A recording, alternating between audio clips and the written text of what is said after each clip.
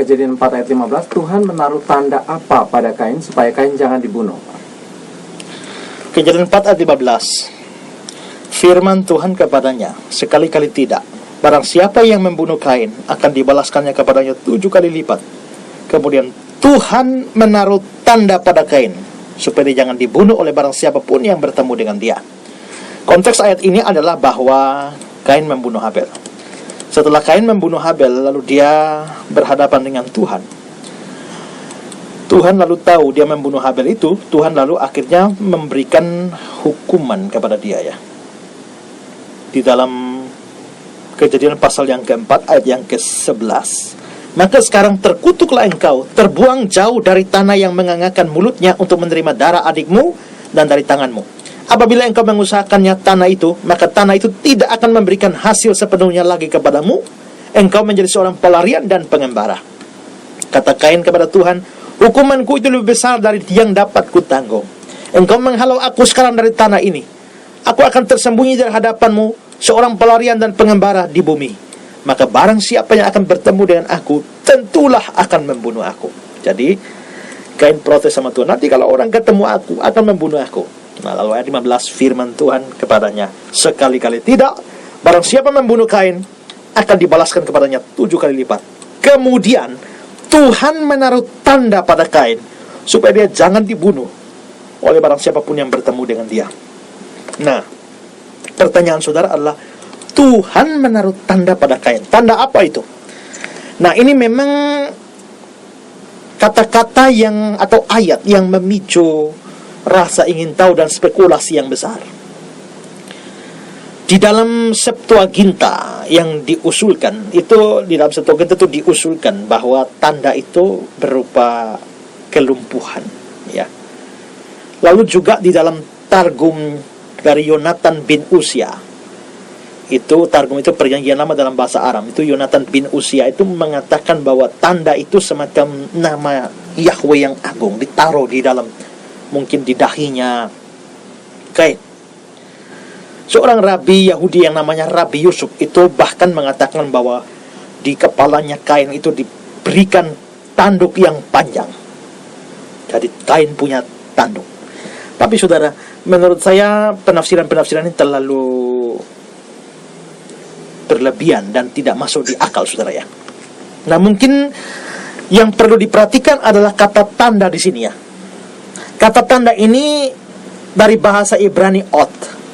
Dan ot ini biasanya berarti tanda. Kadang-kadang berarti lambang, kadang-kadang berarti jaminan. Lalu juga yang kedua adalah kata pada, memberikan tanda pada. Itu bahasa Ibraninya le. Dan itu bisa diterjemahkan pada, tapi bisa juga diterjemahkan bagi. Jadi ayat ini sebenarnya bisa berbunyi, Tuhan memberikan tanda pada Kain, tapi juga bisa berbunyi Tuhan memberikan tanda bagi Kain. Nah, saya lebih condong untuk menafsirkan kata-kata bahwa Tuhan memberikan tanda bagi Kain.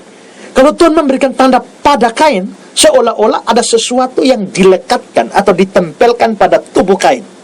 Dan itulah yang memicu penafsiran-penafsiran seperti ada tanduk pada Kain, ada kelumpuhan, atau ada tertulis nama Yahweh pada kepalanya atau jidatnya Kain. Tapi kalau dikatakan Tuhan memberikan tanda bagi Kain, maka tidak harus berarti sesuatu yang tertempelkan pada tubuh Kain.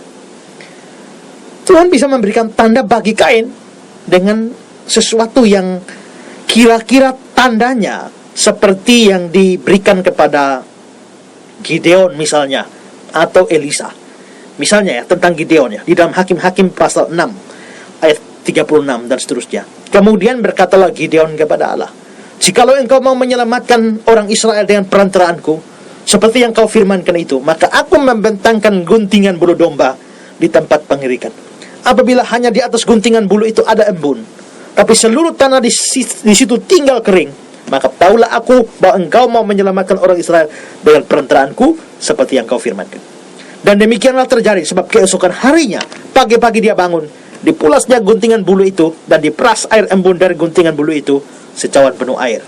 Lalu berkatalah Gideon kepada Allah, janganlah kiranya murka-Mu bangkit terhadap aku. Apabila aku berkata lagi, sekali ini saja, biarkanlah aku satu kali lagi saja mengambil percobaan dengan guntingan bulu itu. Sekiranya yang kering hanya guntingan bulu itu, dan di atas seluruh tanah itu ada embun. Dan demikianlah diperbuat Allah pada malam itu, sebab hanya guntingan bulu itu yang kering, dan di atas seluruh tanah itu ada embun. Nah, di sini kita bisa lihat ada tanda dari Tuhan yang diberikan pada Gideon, atau diberikan bagi Gideon. Jadi bukan tanda itu melekat pada dirinya atau tubuhnya Gideon, tidak, tapi diberikan tanda bagi Gideon. Dalam pengertian yang sama, tanda itu diberikan bagi Kain.